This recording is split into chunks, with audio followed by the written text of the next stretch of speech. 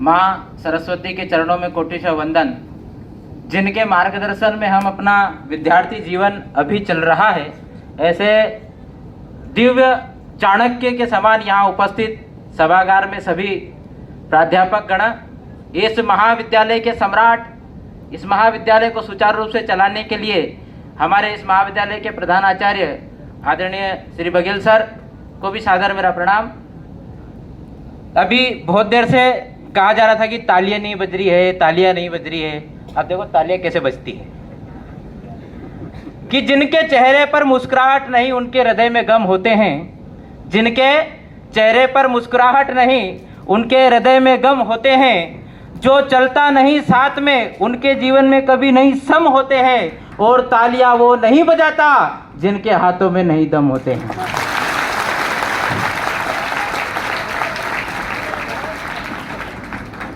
तालियां बजाते रहा करो। यहाँ पर जो व्यक्ति खड़ा होता है बड़े स्वाभिमान के साथ में उसको डर डर के यहाँ आना पड़ता है।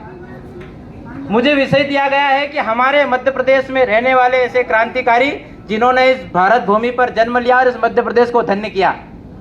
तो सबसे पहले 1857 की उस क्रांति के बारे में आपको जिक्र करवाना चाहता हूं।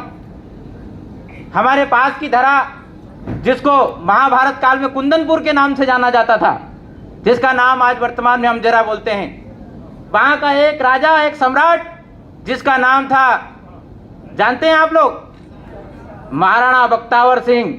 और उस महाराणा बख्तावर सिंह का स्वाभिमान इतना जबरदस्त था कि उसके साथ षड्यंत्र किया गया, पर महाराणा बख्तावर ने अपनी फांसी से दूर भागने का काम नहीं किया, तो सहज अंग्रेजों के साथ युद्ध किया और उनको पछाड़ा।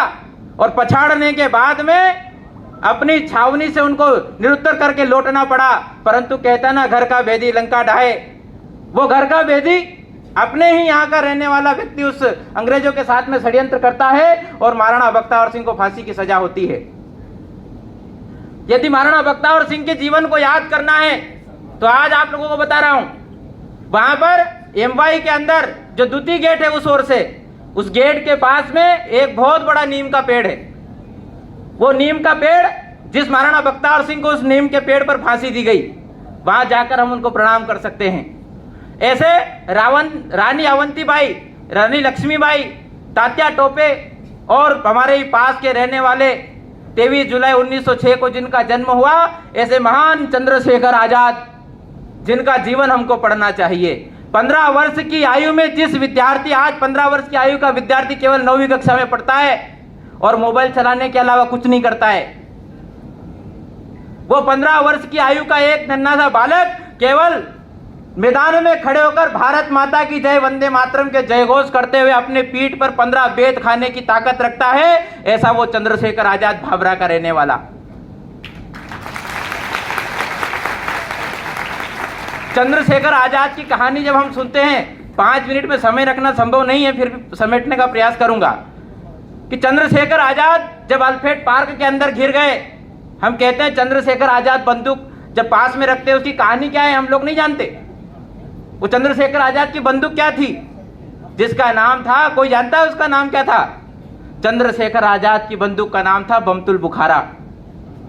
बुंदेलखंड के रहने वाला वो राजा, जिसके साथ में जाकर वो कार्य करता है और उससे वो लेकर उनको गिफ्ट में एक वो बंदूक दी जाती है जिसका नाम होता है बमतुल बुखारा। हम चंद्रशेखर आजाद की बाईं और हाथ रखकर दाहिने हाथ में जो बंदूक लेकर खड़े चंद्रशेखर आजाद, उसकी फोटो उस राजा के एक चित्रकार ने बनाई थी। परंतु चंद्रशेखर आजाद जानते थे कि हमको फोटो नहीं निकलवाना है, फिर भी उस राजा के आग्रह पर उन्होंने वो पहला फोटो निकाला और वो चित्र आज भी हमको सब जगह हम बड़े स्वाभिमान के साथ में उनकी जन्म जयंती और बलिदान दिवस पर लगाते हैं। ऐसे चंद्रशेखर आजाद। अल्फ्रेड पार्क के अंदर जब चंद्रशेखर आजाद को उसके साथियों के द्वारा बताया दिया जाता है कि चंद्रशेखर आजाद अल्फ्रेड पार्क में किसी पेड़ के नीचे बैठे हुए हैं, तो वो चंद्रशेखर आजाद छांव में अपने विश्राम अवस्था में, और आस पास से अंग्रेज, चारों कोने से अंग्रेजों की सेनाएं घिरी हुई है, बीच में चंद्रशेखर आजाद स्वाभिमान से सीना तान कर बैठा हुआ अपने बमतुल बुखारे को संवार रहा था। और जैसे ही अंग्रेज सैनिक उन पर फायरिंग करना चालू करते हैं, गोलियों की बौछार करना प्रारंभ करते हैं, तो क्या होता है, चंद्रशेखर आजाद अपने बमतुल बुखारा को उठाते हैं और धड़ाधड़ गोलियां चलाना प्रारंभ कर देते हैं। जैसे ही गोलियां लगना प्रारंभ होती है, आसपास से गोलियां चलती है, परंतु 15 वेद की सजा ने अटल प्रतिज्ञा कर दिया था, अटल प्रतिज्ञा मन में धारण कर ली थी स्वाभिमान के साथ में कि चंद्रशेखर आजाद है।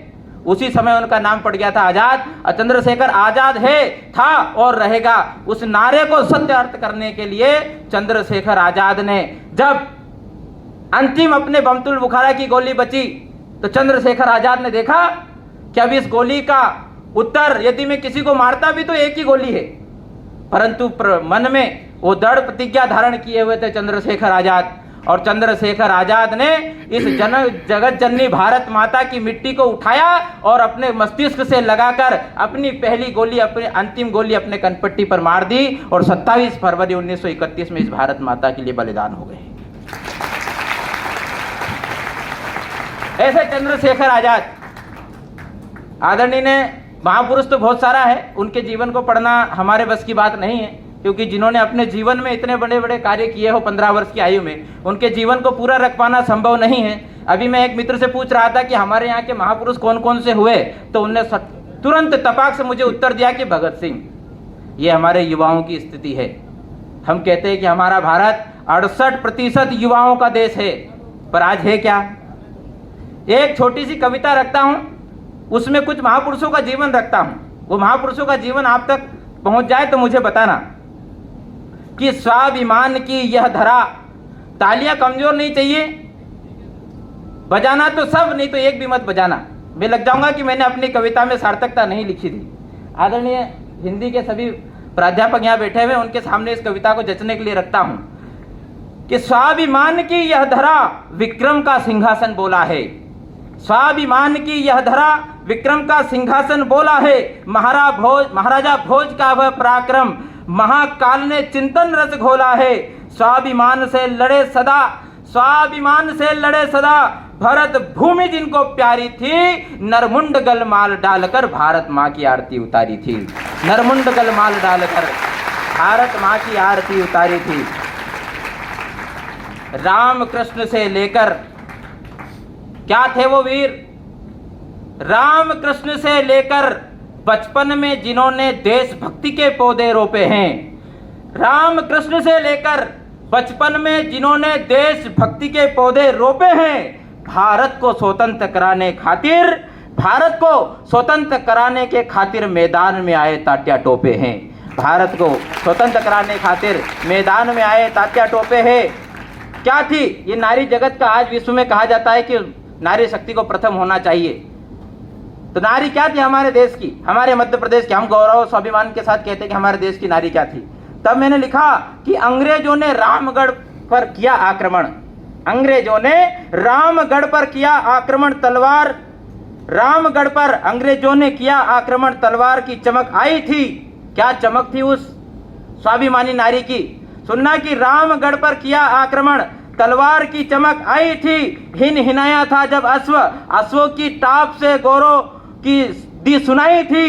अंग्रेजों की पद बाधक बनकर, अंग्रेजों की पद बाधक बनकर उभरी हुई एक चतुराई थी। 57 की वह अमर क्रांति की पहली महिला बलिदानी रानी अवंतीबाई थी। रानी अवंतीबाई।